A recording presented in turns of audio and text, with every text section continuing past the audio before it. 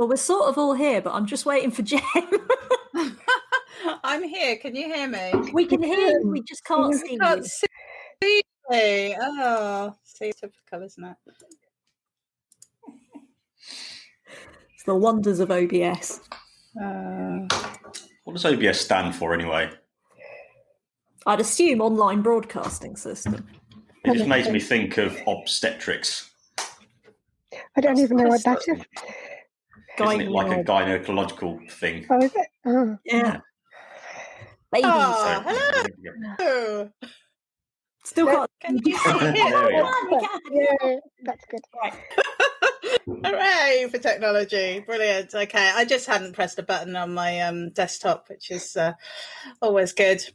Well, welcome to Gaming the System. And I'm here, Jem, and I'm going to be hosting today, so it's good that my camera is now working. And we have the team today. We've got Alex, Matt, and Caroline. So today we are talking about tabletop gaming and board gaming. We wanted to take a step away from our computer screens, so we thought we would talk to you live on a computer screen. So I felt like when I was thinking about this, it was all like, we're going to step away from our screens. And no, we're not going to quite step away from our screens. But so we are going to be talking about the things that aren't computer games, because we've talked a lot about how we think that gaming is a broader church. So we will be doing that. But before we start that, I wanted to ask the team if they would like to pick one highlight of their week that combines your love of gaming with your love of feminism. And I'm going to start with Matt.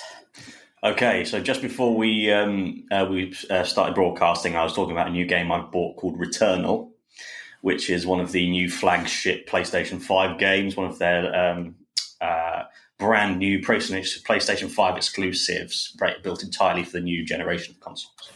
And it's got the lady who plays Brienne of Tarth as the main character, the only character, Gwendolyn Christie, and she is incredible in it. Her voice sells it completely and is utterly incredible. But the game is good for a few hours, but then you realise this is rubbish. This is really shit and rubbish, and there are many other games that do everything this game does, but does it better. The only thing it has is the haptic feedback, which I can't wait for everyone else to experience, of a game that's actually made it, actually built into it. It's going to be utterly unreal. You can feel the rain, you can feel movement and everything, and when you get hit, it really feels like you're plugged into the Matrix through your hands. Bringing this into feminism, Gwendolyn Christie is like the tremendous female talent that is the only thing that could make it a salvageable experience. If she wasn't there, it would just be naff, and no one would. It wouldn't catch you in the first 5 minutes. But all of it is hanging on this one extraordinary woman.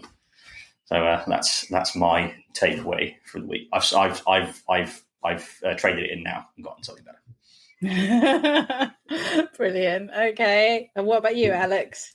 Well, I think mine would probably be, I dived briefly back into Assassin's Creed Odyssey because I was quite excited about having booked a holiday to Greece for 2022, and so I was like, I must find where I'm going in Assassin's Creed Odyssey. And obviously the main character in that, who I stuck with the whole way through, is Cassandra, who is a really strong, I think one of the stronger female characters within gaming, and I just really enjoyed mooching around Crete, playing her, and all her sassy funny dialogue and all that sort of stuff. So yeah, I'd say I spent a couple of hours just relaxing, looking forward to my holiday in a couple of, well, not a couple of years. I keep thinking it's 2020 still. It's just for lasting forever. Never-ending year. Yeah, next year it'll be good. But yes. Fab. I'm very jealous of you booking a holiday. It's quite scary, but exciting. Yes. And Caroline, what about you? Well, as you know, and like, you know, I'd go on about this occasionally. I've been trying to get a graphics card since September, essentially. I mean, I know they only came out in October, but September was when I was like, right, I'm doing the whole rig up and everything. Anyway, this does link to feminism because the other day, because certain people managed to get hold of PS5s, I was feeling really, really down. I was yes, I was like, oh, it's never going to happen. But as I often mention on here, there's a subreddit called Girl Gamers, which I absolutely love. And it is such a nice community. So I went in there just basically to moan and say, I want a graphics card and it's not fair. Anyway, a lot of people on there did say, set up a Discord alert for this Discord server, that Discord server. And I had been using an Informer page, but I hadn't set up the Discord alerts on my phone. And I did that yesterday, and lo and behold, this morning I got an alert, and there's a graphics card arriving tomorrow. So, woohoo! Feminism got me a graphics card. Awesome. Well, yeah, I feel like I need to mention the elephant in the room now, then, which was that I managed to acquire 2 PS5s yesterday in a fit of enthusiasm and excitement, and we managed to get the digital version, and we didn't realize that then the disc version was coming up second. So then we tried to get the disc version and ended up getting both. So that was exciting, and they arrived today, and the delivery driver had them in a locked section of the van. He would only give them to us if he saw our order number, and we had to actually physically sign for it. And I've had some pretty high value items in the past, but they've never actually had that level of security. So yeah, that was quite fun. But one of them is winging its way to a new home tomorrow. No, thank you very much for that. Thank you very much. I'm going to be the only person in the team without a PS5, and I'm okay with that. So I have to say, what the feminist link in there is that I purchased Resident Evil, the Village, because Resident Evil is one of my core PS games, actually, from when I was a student. And I went on to Amazon, to look for it, to search for it. I didn't buy it from Amazon in the end, actually, but I went on, and there was it was out of stock. But what they weren't out of stock of was all of the net topless pictures of the tall vampire lady. So yeah. So the joy of all of these things. So yeah, that was my feminist week. Anyway, moving on. Before we get into, have you bought the Village yet? Yes, I have. Okay. Yeah. Should I not have? Well, I found it in Tesco for £45. So yes, I got it for 45. That was just been my recommendation. I did. I got it for 45 from John Lewis, actually, randomly. So yeah. I know. I thought Matt was interrupting to address the comment in the chat. What's that? The important issue. Of yes. Oh, yes. What did happen to your beard? So it was getting overgrown. Someone told me I look like Tom Burke. I don't know who Tom Burke is. No. The guy from the Musketeers. No. Cormorant Strike. Yes, I know him. I know who Cormorant Strike, who plays Cormorant Strike. That guy, yeah. Said I think it was Amanda Philpott. So I looked exactly like him. I was like, thank you. But it was getting all overgrown, so I decided to shear it all back. And then it will grow back. With actual shears.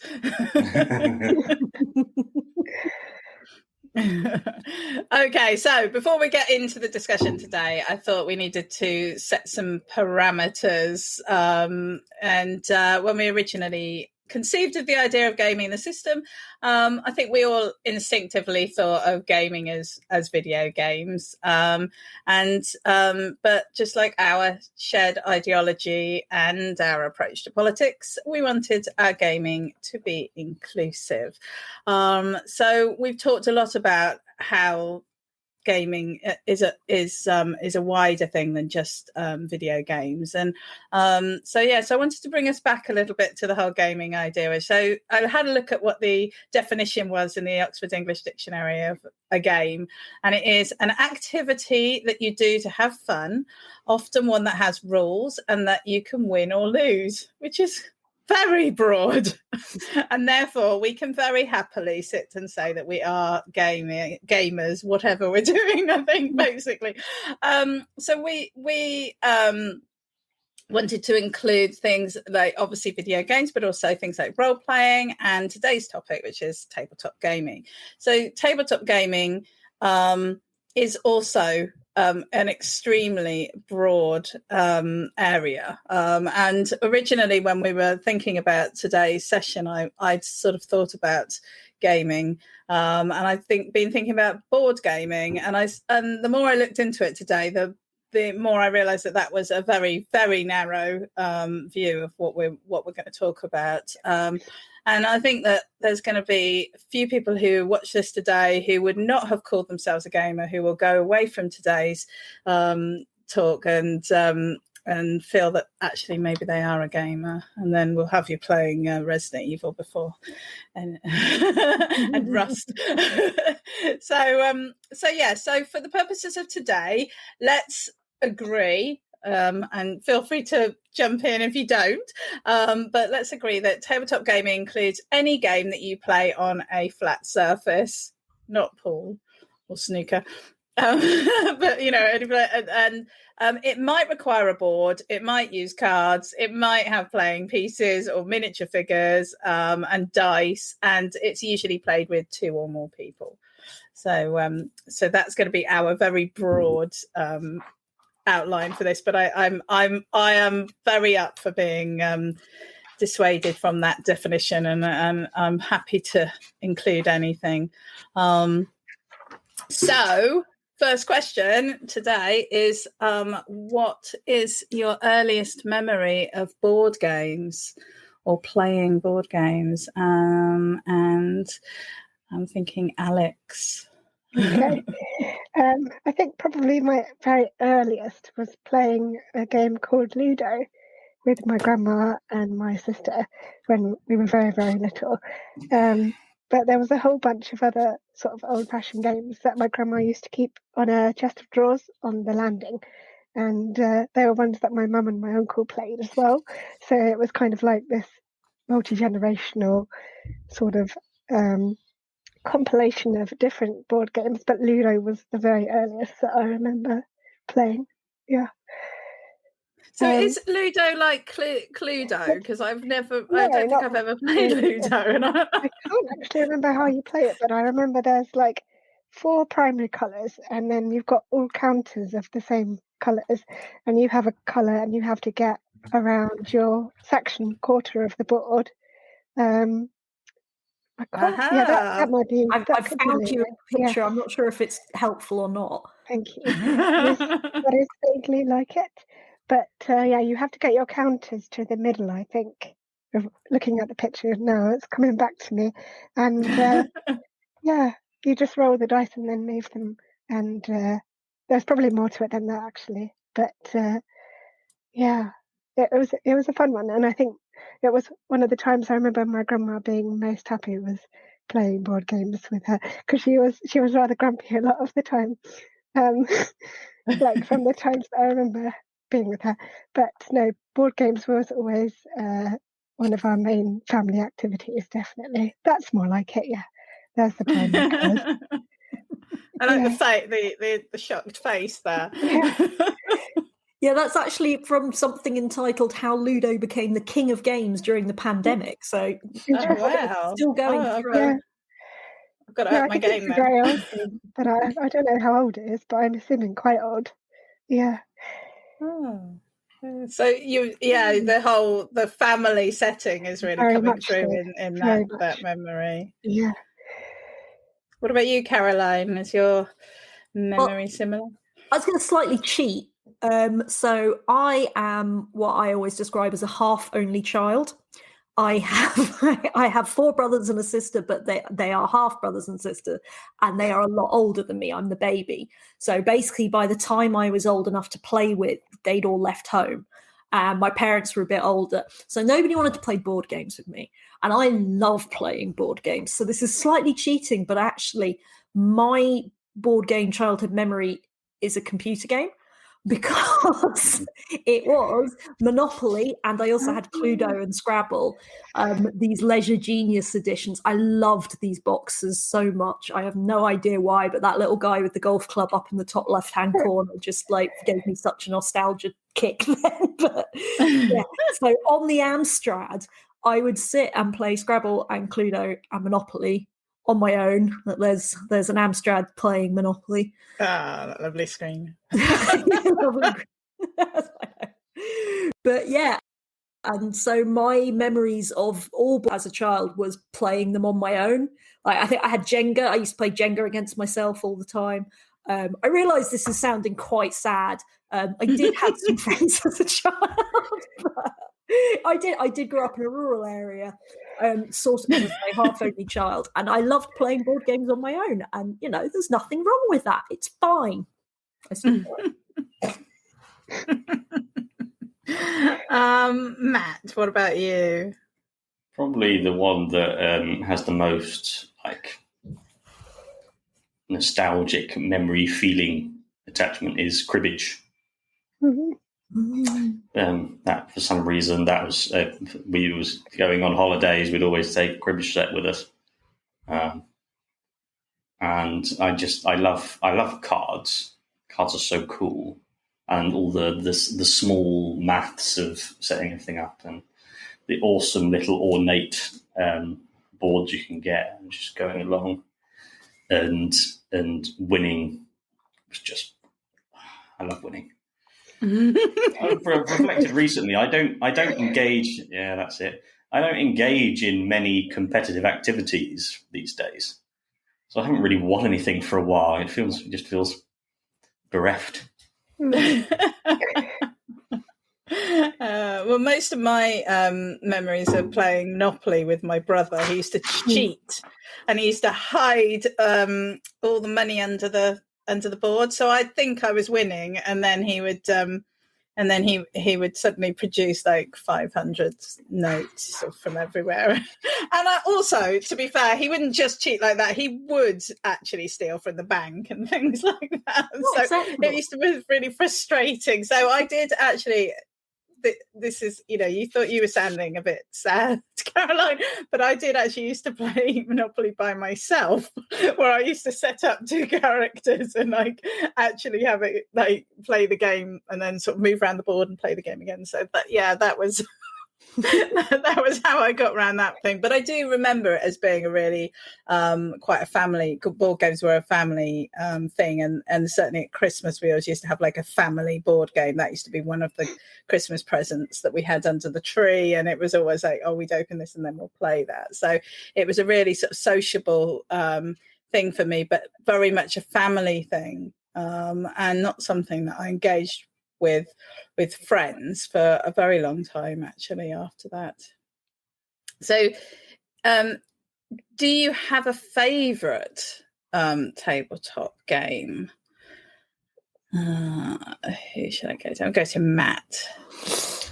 So I haven't played this for a very long time, and I've forgotten how to play it. And it's one of those games where there are many different rule variants, but none of them really feel the same as the variant that you grew up playing with. And this game's a card game called Shithead. I've played Shithead, yeah. Oh, yeah. And there's once me and my friends went on a trip to it was Belgium, and we just had an endless run of games of Shithead where we tot up our scores as we went along throughout the trip. And I just lost. and I kept on losing, but it was the most fun game, hilarious fun. It's between that and a game called Slam, which I learned years and years ago, completely forgotten everything about it apart from the feeling of playing. And no other card game has really captured that feeling of experience about it. Yeah, I played a lot of card games actually in my teenage years, and yeah, really, they almost. Well, I can see how people can get addicted to card games because there's something about them, like you say, Matt. It's something to do with the numbers and there's a lot to engage with, I think. What about you, Alex? So this was a difficult question because I'd kind of gathered up all my games I remember from childhood, and then I had to pick one out of them. But I think my favourite is probably one that I remember having the most fun playing with family, and that is Outrage, which is a game that we bought after a trip to the Tower of London. So that those kind of memories were associated with it as well. I think I put in a couple of pictures of it. But incidentally, also, you might be interested to know, the deluxe version of Outrage is the most expensive video game in the world. Not video game, board game in the world. And it costs £7,995. And that's because each of the crown jewels, which are part of the game, and the counterpieces, are all made out of precious metals and gems, I believe. It's ironic because that is the cheapest, shoddiest looking box I've ever seen. Right, honestly. What you have to do is you have to infiltrate the tower and then steal the crown jewels and escape without being detected or caught or put in jail. And it's just so much fun. It's really great. But there are plenty of other runners-up, I would say. Ones like Mousetrap, Pigs Might Fly, it's another very popular childhood game. Cluedo, obviously, we had a couple of different versions of Cluedo. The 1970s one, which was very old, was my grandma and granddad's. Pigs Might Fly was great. I love it. It looks awesome. I've never seen it before, but I'm very excited. They like shoot out of the chimney with air, and you have to catch them with the scoop. It's really hard. And you're a little pig detective with a little magnifying glass, and you go around. It's great. And then, both those Cluedos, I think, and obviously Monopoly. But yeah, it's really, there's so many that are just so great. But Outrage is definitely the one that I remember the most. I think as you were all talking, I'm just going, oh yeah, I remember that game and this game and this game. I'm just going so many. It's interesting. And again, like I said, I didn't play that many games through but I must have, because I couldn't have fitted all these games into such a short period of time. I know there's Ketch has just said pig detective is too strong of a concept to pass up. I know. And they all had that's very cool. Lovely little jackets and hats like Sherlock Holmes as well. I remember. It was great. I love that. I think. Well, I'm going to check in some that I've gained as I've got older, actually, and I'm gonna. I don't know if I want to say this one yet because I want to use it for later. So I'm going to go with another one, which is Ghost Stories, which we just recently acquired, and Caroline's just desperately looking for the picture of it. But it's quite a complicated game, actually, where you have tiles. Yeah, so you've got these tiles, and the idea of the 9 tiles in the middle all have powers that you can do, and the idea is to basically go around the board. You don't really move around the board. You just try and keep the demons and the ghosts under control until the master comes out, and he's at some point, some space in the deck of cards, so you don't know how long, so it could be right at the bottom, but I don't think he's usually that far down, but yeah, so the idea is that you just have to kind of keep on top of the bad guys until you can defeat the boss, and it's extremely challenging, and it's a co-op game. So rather than playing against each other, you play together. So it's a great game if you're with friends or people that you can trust to work with you. So I wouldn't have been able to play it with my brother, but yeah, I've got really into the sort of co-op games, which is a whole different genre really, because it's quite fun when you're competing against the game rather than against your friends or partners. And but it is a really complicated, really difficult game, and we mostly lose. So Matt, if you're looking for a game where you get that real hit from winning, then this is possibly the one for you, because it won't happen very often, but when it does, you feel a real sense of achievement. So Caroline, what about you? Asking me if I have a favorite board game is like, it's like asking any of us if we have a favorite computer game. I play too many. I have, since you guys have been talking, I was already like, I forgot about Pass the Pigs. Pass the Pigs is a brilliant game. The thing with the wolf, I can't remember what it's called, but it's very similar to that as well. But I did plan ahead and thought, right, I've got to choose a favorite board game, and I've managed to narrow it down to 3. So I managed to get down as far as code names, which I might talk about a bit later, so I'll leave that for now. And then I was like, right, I've got a simple one and a complex one. So simple one that I love is Ticket to Ride. And I'm not joking, I did upload too many pictures, so I can't find which picture I want to upload. But anyway, most people are familiar with Ticket to Ride. It's trains. It's you have to connect trains across from one. So you get a little card that tells you to try and connect a route. The original version is American, and you have to try and build your routes across America. And, you can get European versions and all that sort of stuff now as well. But I really enjoy it. There's something weird. There we go. So yeah, you have to collect the different colors to match them up to complete a yellow route or a black route, or if they're gray, it doesn't matter which set of colors you get. And it's just a really nice, simple family game. It's also horribly competitive, and we end up having arguments after it, but it's really nice and simple, easy to learn. And yeah, I love Ticket to Ride. That looked a lot like it was on a computer screen. Yeah, you can actually get a computer version. You can get a computerized version of pretty much all tabletop games these days. Tabletop Simulator is a thing on Steam, which either there are official versions of games or there are mods that people have made as well. So you can play, which has been a godsend over the pandemic, because normally I'd play these things in persons with my friend and family, but we've been playing it over Steam instead. But I miss the little pieces. I'd rather put the little trains on the board.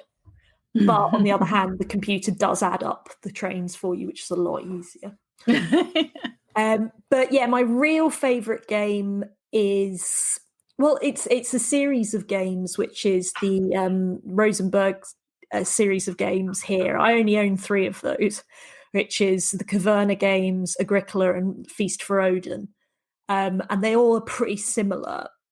So you usually end up with something that looks like this when you're playing, which looks horribly intimidating.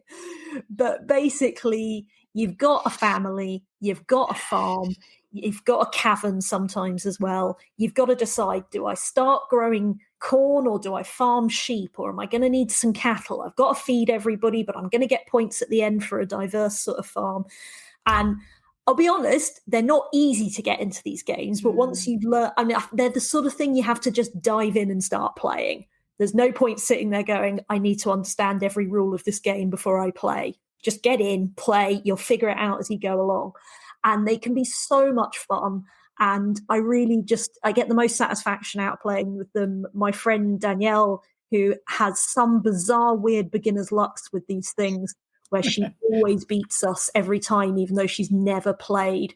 It's amazing, but we were able. We all have a friend like that. It's like, she never played before. How did you figure it out? But we managed to play outside in the farm in Wales. That one, so that is al fresco Agricola being played there, which I was quite pleased with. So it's like... I've played that one actually on my phone. I think and it was really good, a really, really good game actually. Okay. But yeah, so I'm going with Caverna or Agricola as my actual favourite. All right then. So, well, I mean, I wanted to ask, is board gaming? But I think we're kind of answering that question, and maybe we'll come back to it at the end and just confirm whether or not we still feel that way. But I don't imagine that's going to change. So when of course. You just reminded me again of our comparing gaming to the label of gamer to the label of feminist. Like, you ask someone, "Are you a feminist?" And you go, "No." And you go, "Well, do you think women deserve to be paid the same as men?" Yes. Do you think they should be safe from male violence? Yes. Do you think they should be represented fairly on TV and film and in media and in Parliament? Yes. You're a gamer. You're a feminist. You play Candy Crush, don't you? You play board games, don't you? You play card games. Are you a gamer? Absolutely. Yes. Yeah. That's the point. I really enjoy that parallel. Yeah. Yeah, no, I think that's absolutely right. And I think we're too quick to not want to be, I think, we have such negative attitudes to labels, don't we? So I think sometimes we're quick to sort of say, no, that's not me.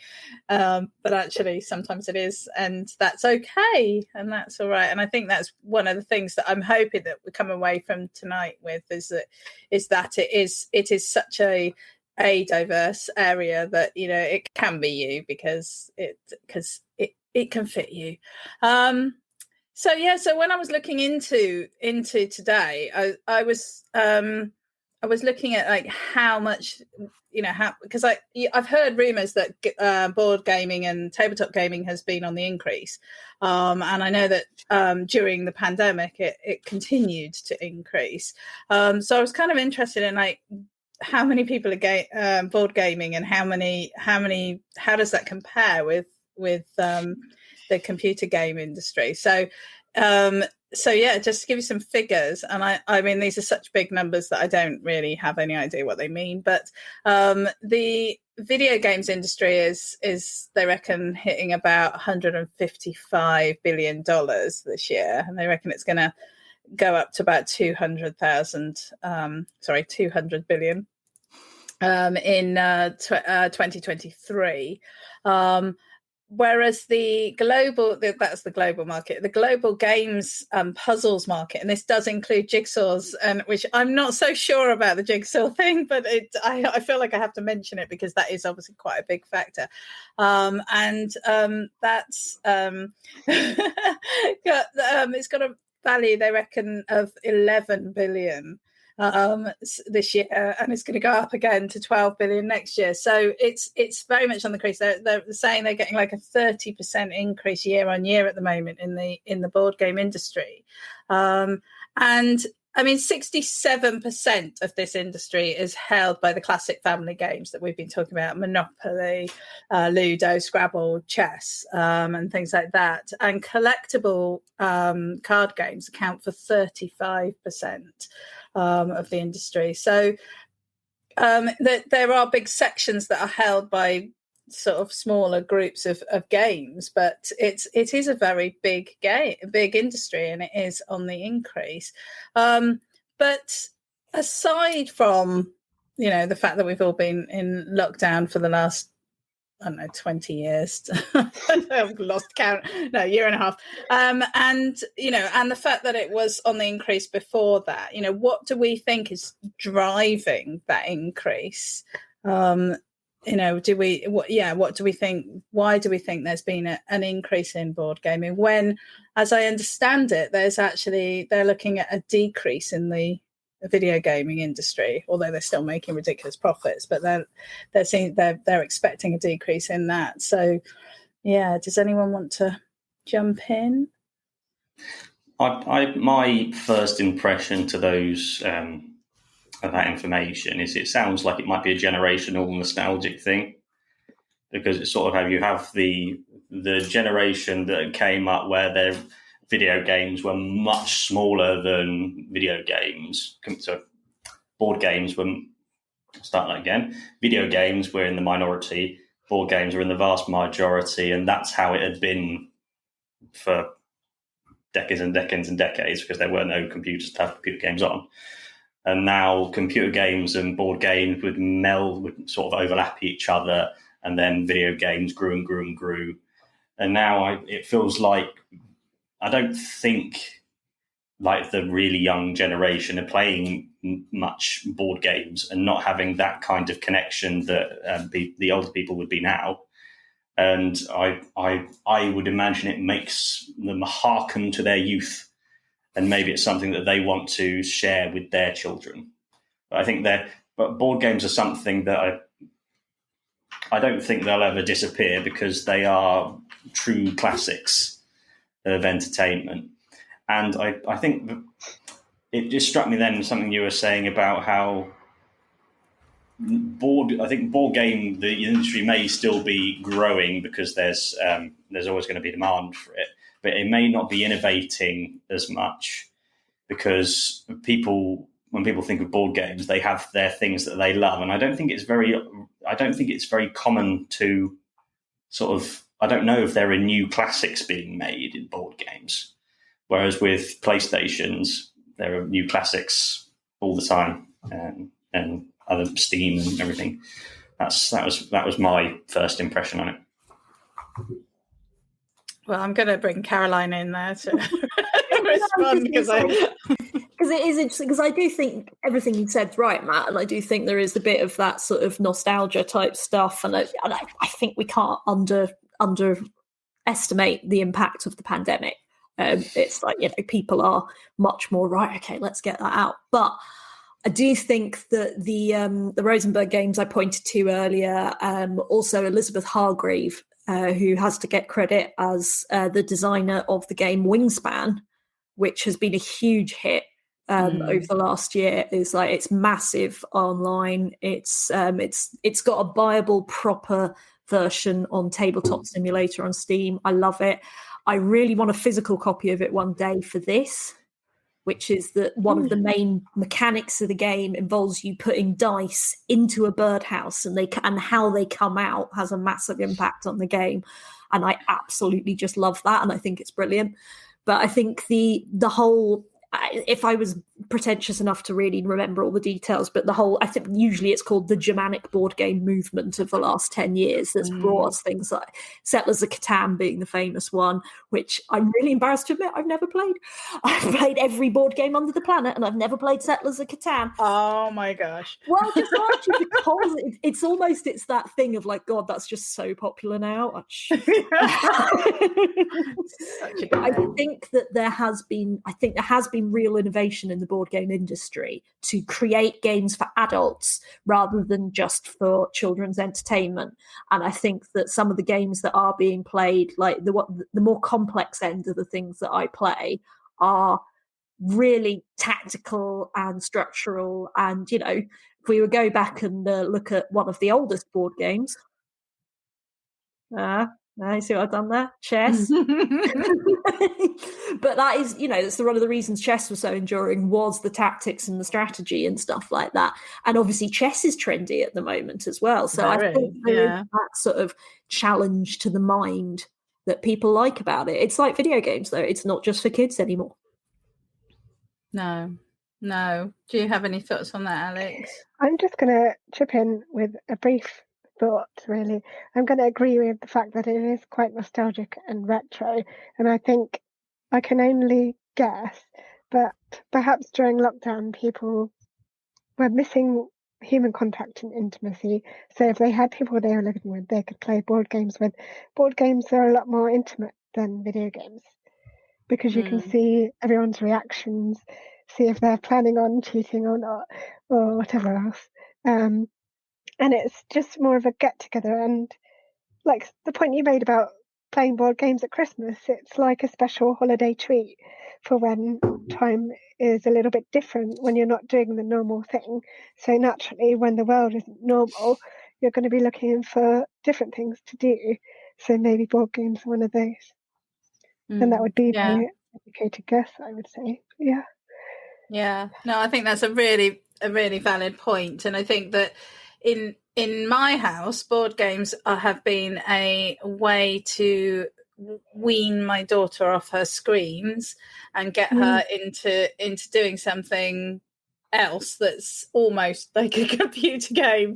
And we played all sorts of things like Go Sushi Go, and Sleeping Queens, and all sorts of little card games that are quite quick to learn and quite fast to play, Exploding Kittens, and things like that, because they're games that can get quite complicated, but are also really quick to pick up and get going with and get started. And I think for us, it has been, as you say, Alex, an opportunity to spend quality time together.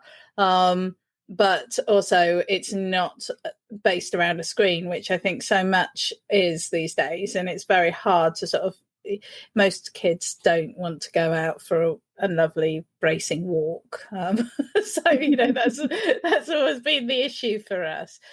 Anyway, I would like to move the conversation to a little bit about sort of feminism and those issues, and how board games and tabletop gaming kind of impacts on those. So again, I did a little bit of research. I actually did do some research today, some actual proper research. So this is hot off the press. So I have a pie chart and everything. Pie chart on the screen, though. There you go. That's the one. So I had a look at the top 10 games that are listed on Board Game Geeks. Now, I have to say, the sorts of games on Board Game Geeks are not the Monopolies and the Cluedos and the family games that we've been talking about. It's more along the lines of the sorts of games that Caroline's been talking about today, more involved, complex games. But the top 10 games that they have on their site at the moment, as of today, of the front cover imagery, the artwork, where there were humanoids listed, 76% of those humanoids were male, and only 9% were female. In fact, as you can see, there were more who were indeterminate gender, so you couldn't tell really, and then there were female, and of the boxes, only 2 of the 10 games actually depicted females on the front. They weren't on their own, and one of those there was a woman in a chainmail bikini. So the gender tropes that we've been talking about in previous sessions were also coming through in these games. And there was actually one box where it had 4 men lined up, and then in the background they had a sort of army scene which was very male dominated, and on the other side they had a sort of town, a sort of Sherlock Holmes London city scene. I didn't get any pictures of these, I'm afraid, but a city scene, and there wasn't one single woman that I could see, and it was a city scene, so that would have been a perfect opportunity to put a woman in. So women are not appearing on any of these boxes, and they're not really seeming to be mentioned much in the game. That's the one. Well done. How did you know? So yeah, and so when I dug into it a little bit deeper, I found that of those top 10 games, all 10 had male designers that had designed the game, and only 3 had a female graphic artist as part of a mostly male team. So even I think, Matt, last time we were talking about women in the games industry, being the ones to sort of stand up and say, hey, no, a woman wouldn't dress like that, or that isn't the way, but it's, when you've only got one woman there and the rest are, it's a big group of men, I think it's a lot to expect them to carry that can. So it feels to me like games are very targeted at men and very male in their sort of presentation. When you step outside of the family game and the casual gaming area, have you, in your travels, noticed any of this in your experiences of the games that you've played? I'm going to come to Alex first. Okay. I'm going to take you back to the oldest game that we have in the house, which is all the way from the 1950s, and I put a lot of pictures of this in. I got very excited about this. It's a game called Scoop, which is about making the front page of a newspaper, and you have points on the back of different articles and things, and whoever gets the most points wins the game. And it is a game by the makers of Monopoly. I've put in a lot of pictures just so you can appreciate like how old it is. It could be in a museum by itself. It's just so fascinating. But I did notice in the instructions when I was reading them, because we played it last summer as part of our lockdown, that it's talking about the players as he. There's no mention of he or she. So I think whoever wrote the instructions just thinks that no women play games, or no women will play this game, apparently. It's just always a he, which I thought was rather telling, really. Yeah, and certainly in terms of other games, just thinking about the kinds of characters that you play, whether they're like figurines or animals, is mostly what we kind of play with, if you think about Monopoly and the little dog and stuff. But where there are humanoids, say in 1970s Cluedo, I think all the characters were white from what I remember. There's no sort of diversity there or anything really. No.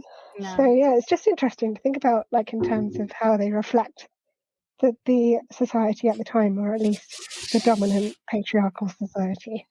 And then when you have like or as you said, you were saying earlier about that you have all the board games from previous generations, and that's what's available to you when you go round to your grandparents' houses or whatever. And so it's not like, oh, you can just, that's in the past. We are still being exposed to that gender stereotyping, aren't we, even though it may well be of its time. Yeah. I mean, I've definitely come across a lot of instruction. I think Ghost Stories was one of them, where it just referred to he all the way through. There was never any other reference, even though the characters were very genderless. That, I would say, is my biggest moan generally, is that I can't, in an industry that claims it's like progressive and in some ways, and I'll talk about a thing, but every single bloody rules instruction I read, even in really geeky modern board games, says he, or at very best they say he/she, but there is no reason you can't just use they. The player does this, they then do this, they must take a card. There is nothing wrong with just using nice gender neutral language there, rather than wanting to make it jarring, because it is jarring to me. I'm usually the one reading the rules and it says he, and I'm like, well, I'm not a he, I don't want to do that. Sorry. It does. I think it does, yeah. Sorry, go on, Matt. I was going to say, seeing so much of the bullshit that the assholes who hate transgender people go on about pronouns, saying, "Oh, just say he or she." The pronouns they and them. That concept of anyone can be called they on them is one of the coolest, like, literary things I've ever seen. Just the fact that it just blew my mind that you go, oh, who's that person over there? So, oh, they're the friend of that person over there. And it's just they and them can just make sense for anyone. And so it just, on an intellectual level, as well as being on a moral and just intersectional human being level, people's rejection of just going they or them, as if it's an affront on them, and on them makes it all about them. Yeah. And I wanted to shout that from the rooftops for so long. That's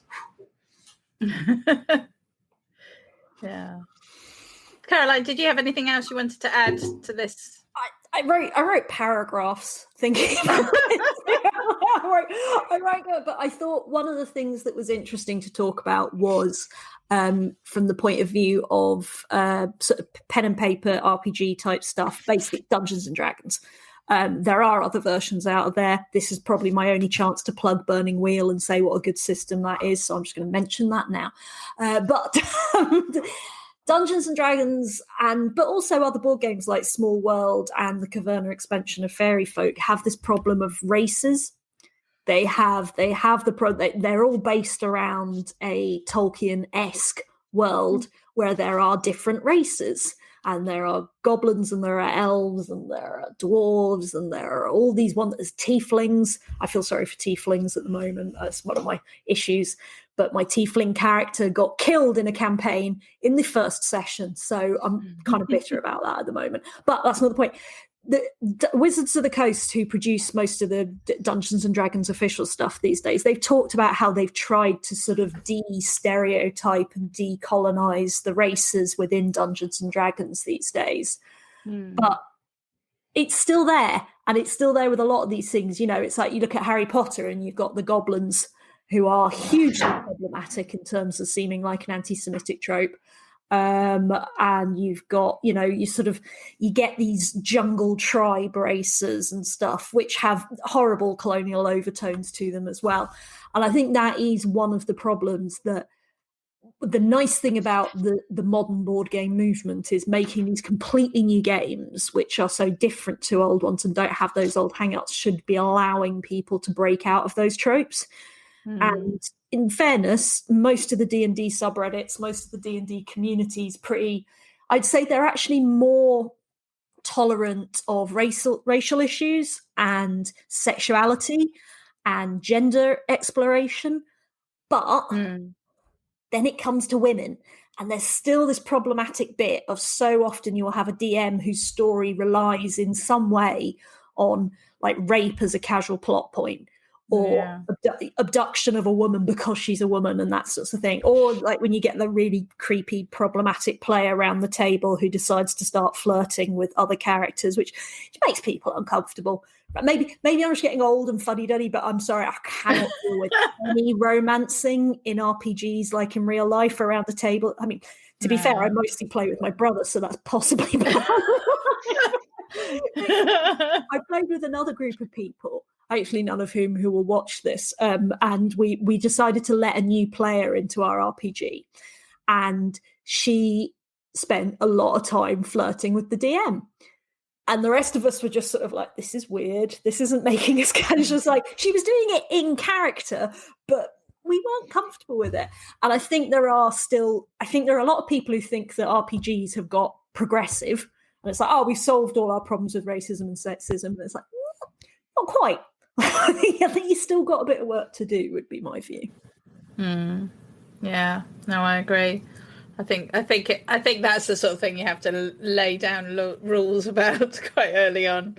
But I think it was Frosthaven. I think my husband was reading about just earlier this week that the designer on that said they'd spent quite a lot of time working on the race issue and the diversity and all of that, because of the whole sort of like having, because that's very RPG based, and they're trying to move away from all of that, and I think it does require a little bit of a rethink, but I think there's a lot to be gained from that.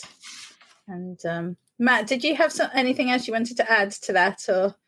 Yes. So the first thing you reminded me of, I think we talked about it in the last episode about gender tropes and representation, where I said it there. I've been saying about it in the meantime, that lazy writing, and Jem, what you said about writers and creators should understand that they have a duty of care to people who consume their media, because whatever they put out, people are going to respond to.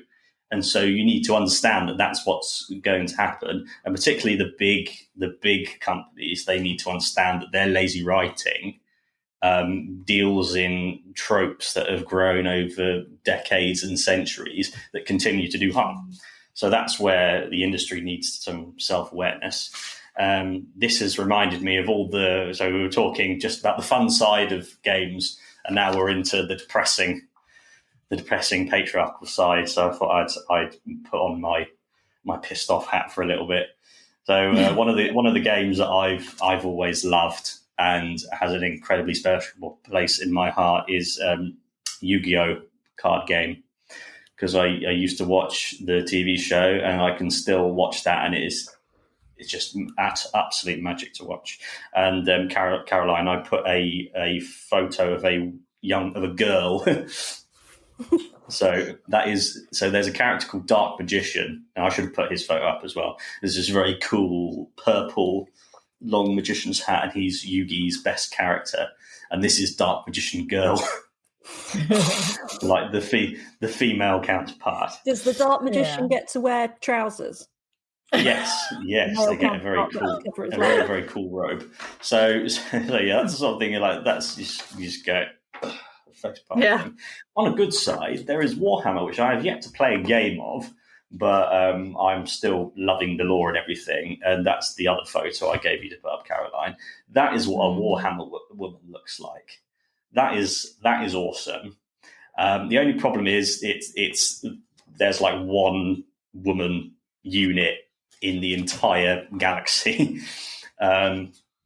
But that's a way it can be done. It's a part of those things that the will. It's easy to do if the will is there. And the problem with all of these things is it's you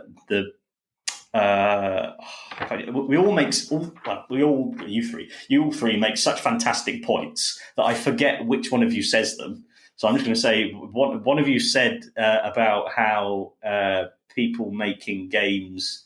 The people making games now are making games like their childhood games, only really tactical and really grown-up versions now. And that's because they're people who played the games when they were young, and now they're making the games that they want to play now. And so as long as it keeps on going, it's the men making games for the men making games for the men. That's the way it's going to continue to go on. And as with everything, it reflects every other industry, in that it's men making games for. I've said it's like 14-year-old boys making games for 14-year-old boys, and I have yet to see any evidence that isn't the reality. And have any of you heard of a sitcom called According to Jim? No.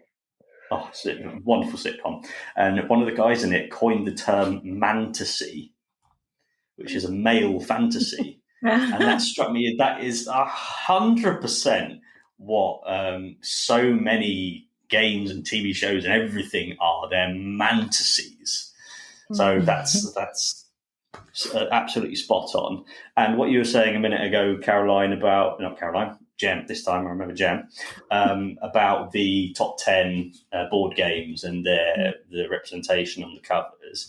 I find myself reflecting, thinking, oh my God, what am I going to say if I say to someone I'm a feminist and they say, oh, I thought women were equal? Because it's such a massive, there are too many things you could say, but you just feel you want to distill it down, because you can't talk someone into feminism. They have to have the inkling and then find their own way. And one way I thought that might be helpful is if you go onto Netflix and just scroll along on Netflix through all the things and count how many it goes man, man, man, man, man, woman, man, man, man, woman, man, woman, man, man, animal, man, monster. And you'll see, oh yeah, it's just man, man, man, man, man, man, man. And I guarantee, so that's just on the surface level. And you think, oh, maybe the movie has something, maybe it's really interesting and in-depth. Maybe this is just one of the characters. And I guarantee it goes, oh, male director, male writer, male producer. And that's the problem. The representation is just the surface of it. And it so often reflects the depth of it, which is why, yes, it does matter what the representation looks like. And it does matter what's going on in boardrooms and the people who are designing these games. So we need more women, more diversity, more of that.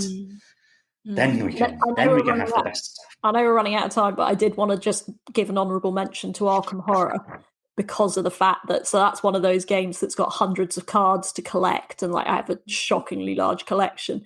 And there's a really good equal balance between male and female characters, to the point where I will often happily play as a male character because there's no sort of issues with that, and my partner will play as female characters because they're just all well-rounded human beings. But also each card shows you who did the artwork on them.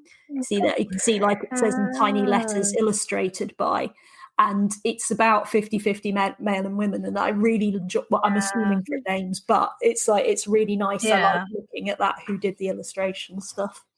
Yeah, I think that's really important, actually. And I mean, we're not going to get to, I got so much more that I wanted to get through this session, and you can tell that it's obviously my first time hosting because we haven't got time for any of it, and I haven't even got time to ask my wild card question, but I'm going to make us do it as one of our little extras, our bonus content, but I think that is really important. I think, you know, that I mean, one of the questions was going to be about how do you think board games can impact on the whole of equality and society and where we're at? And I think Matt's kind of really expressed why they can, and why it is really important that we have diversity and we have representation in you know, in all aspects of gaming. And yeah, so I just want to ask everyone if they feel that, you know, if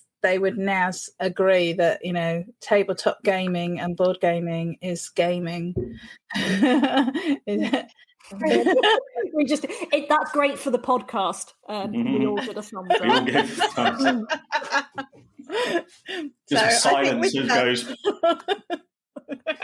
Yeah, no, don't agree. No. I'm not going to be invited back.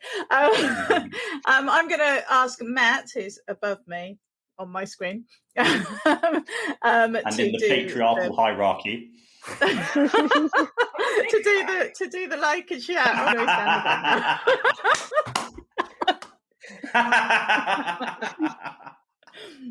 yes. To tell everyone where you can all find us and follow us and all of that. Do your thing, Matt.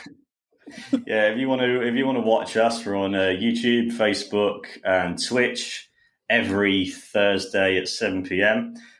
We have tons of stuff backed up on our YouTube channel specifically, and you can find it on Facebook as well, but it's easier on YouTube. Please like, share, and subscribe. We're now on 23 subscribers on YouTube, so please be that 24, and if you can be that 25, even better. If you want to listen to us, we're on Spotify and literally everywhere you can get a podcast.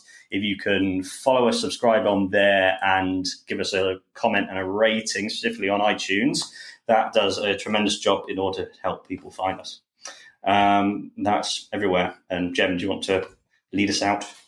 Awesome. Thank you, Matt. And thank you, everyone, for your wonderful comments, as always. And we'll see you soon. I'm sure we're going to be talking about this again. So we'll see you next Thursday. Bye.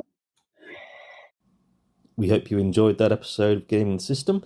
If you want to support us, you can donate to us through our PayPal by sending it to wearegamingthesystem@gmail.com if you want to send us a one-off donation.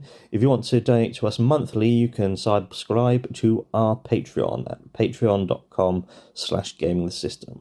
Until next time, bye-bye.